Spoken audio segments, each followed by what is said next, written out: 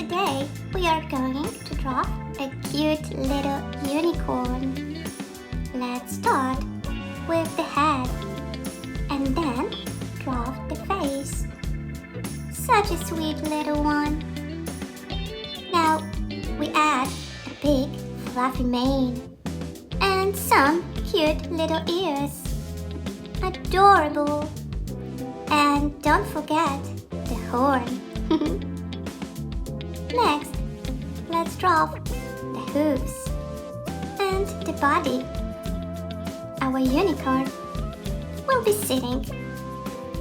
Of course, we also need to add a long, colorful tail.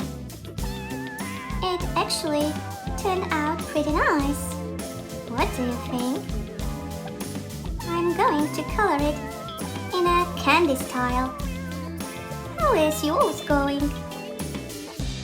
In the description, you will find some nice coloring pencils you can use. And please, don't forget to subscribe.